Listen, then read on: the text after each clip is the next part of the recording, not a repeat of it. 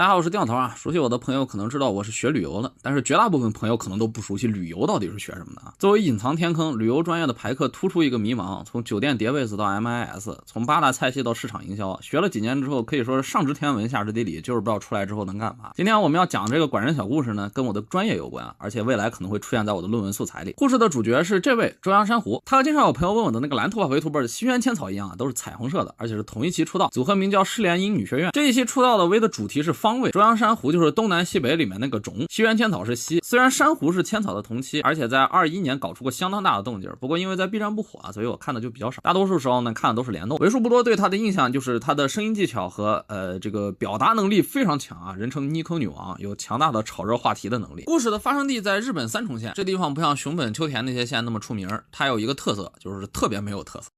开个玩笑啊，一世神功的三重县在日本还是挺出名的。他们那儿还有个特别出名的主题乐园，叫志摩西班牙村。这个村的主体是一个西班牙风情街，游乐设施、酒店和餐馆这些配套设施组成的一个旅游景区，主打一首西班牙风情啊。虽然我也不知道为什么是西班牙风情。那么它因为什么出名呢？西班牙风情吗？不，这地方是出了名的没有人去啊，因为位置比较偏僻，交通特别不方便，尤其是疫情之后呢，人流量更是暴跌了一大半。这个故事的开头是2022年5月，中央珊瑚把他天赋再次带到了日本三重县志摩市。为什么说是再次呢？因为他之前其实大概在2021年12月的定期杂谈里就提到过自己去过志摩西班牙村，22年又去了一次，然后在直播间里开始不停狂吹这个人烟稀少、交通不便的主题乐园，并且向周围的人猛安利。其实他吹的点倒不是什么特别值得称道的东西，比如说这个景区人很少啊，少到完全不用排队。据说有的娱乐项目因为人少没人玩都给关了，他要去玩的话，就算只有一个人，他工作人员也现场给他开。东西很好吃啊，晚餐尤其豪华，珊瑚逮住那个西班牙油条狂吹不止，然后这个套票也非常便宜，2天1夜的套票折合下来不到1000人民币，在日本算比较便宜了。关键这个套票不光包含2天的门票，还包住宿和早晚餐，舞蹈节目也很好看，除此之外装修很好，环境整洁之类的就不多提了，反正吹了很多。因为它的机关枪语速起脸输出加上剪辑之后特别壮观啊，然后描述的场景又比较魔幻，所以切片一出来就成为了爆款，并且还把西班牙村送上了热搜。我们这块可以稍微看一下切片。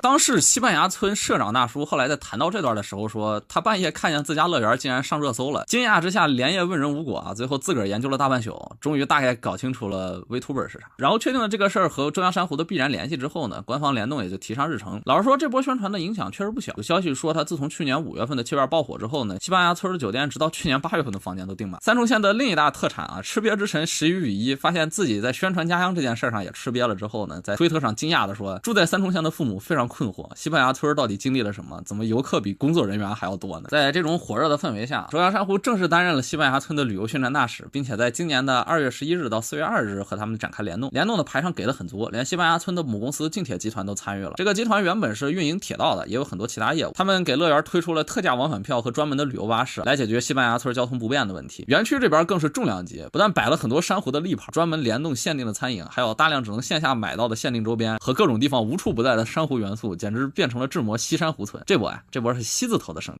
联动的效果非常显而易见，首日入园人数就达到了往年的2倍还要多。珊瑚狂吹的那个西班牙油条一天卖了1000份啊，比起往年同期翻了几十倍。整个联动期间的游客增长率也比起去年超过了100%。这个事儿也算是业界比较少见的管人振兴实体产业的范例之一了。从一开始的切片爆款到最后的游客满员，能有这样的成果，肯定不光是来自于主播本人的热度，还有西班牙村经营团队本身天天吃字，还能保持良好的运营状态和服务心态，没有摆烂，最后才吸引到了珊瑚的强烈安利位。当然这个事儿也跟西班牙村背后的金主有关，毕竟背靠近铁，年年吃字，他底气还是很足的嘛。那么我是电脑涛，这期视频就到这里，下次我们攒够一些素材再接着吹牛逼。